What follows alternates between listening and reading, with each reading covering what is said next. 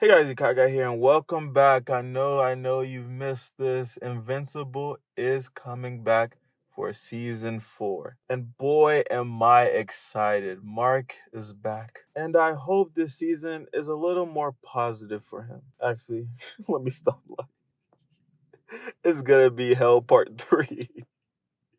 Oh my god. But season 4 is widely expected to start adapting from Invincible issue 66 in the comics, which is directly after season 3 final battle with Conquest.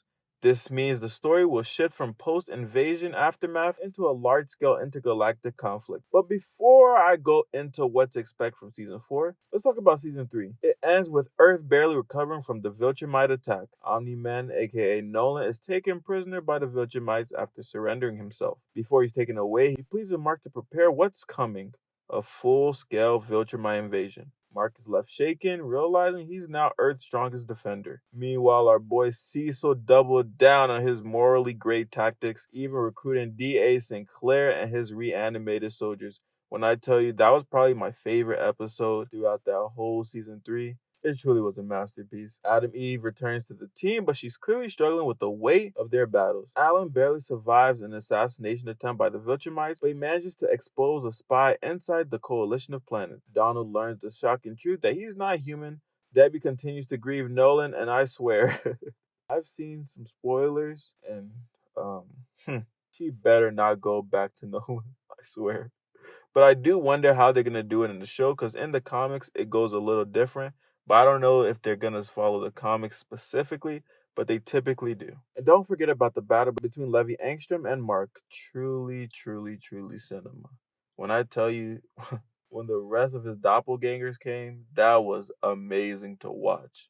Wow. One thing to note is that the main focus of this season will be the Viltrumite War, which is one of the most brutal events in the series. This storyline pits the coalition of planets, a massive alliance of alien races, against the expansionist Viltrumite Empire in a war that spans multiple planets. This war represents the culmination of everything built so far, from Mark's struggle with his own heritage to Nolan's fractured loyalties. We're going to see a massive battle between the coalition forces and Viltrumites beginning on Telescria and spreading outward. Mark and Nolan will fight side by side again, but this time a part of a larger army rather than solo duels. We will see many planets get destroyed, and this will be a level of scale that the show has never even animated before. And boy, I'm excited for this. We will see a rematch between Mark and Conquest, where Conquest intercepts Mark and his allies in deep space. He almost kills Mark again, forcing him to the brink, but Nolan and Mark fight together as a unit, and the family dynamic adds an emotional stake.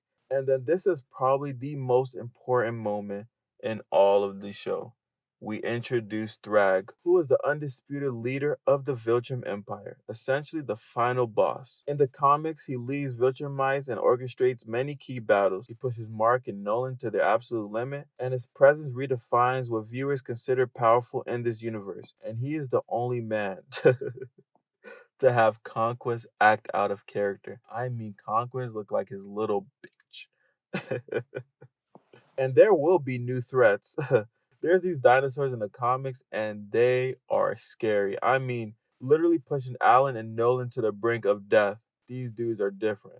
We will see Universa, a powerful, morally ambiguous character. Pretty much a question mark character. Unless you know, you know. And Volcanica, another force of destruction from the comics.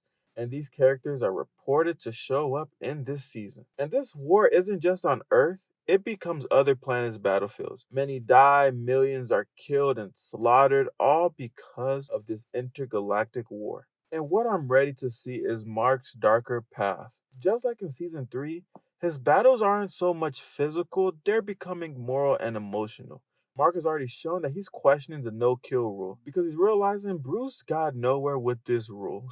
It only stops him from becoming evil and does not stop anything else in the long run. But now you have to truly confront his inner demons. What does it truly mean to protect Earth?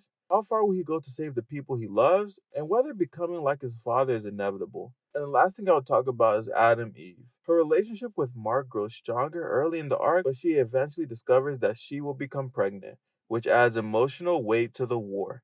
And boy, when I tell you Mark and Eve are gonna go through some turmoil, They really are. But everybody has their own internal battles with their significant other. So it will be a beautiful thing to watch to see how they progress through it all. And that is all I will really say on what to expect without giving too much more information before I spoil the whole damn season for you. But I forgot what day it's coming out. I just know it's coming out in March. I want to say the 6th. I'm not too sure. You go check that. I'm not your fact checker. But thank you for watching. You guys have a great and wonderful day. Peace.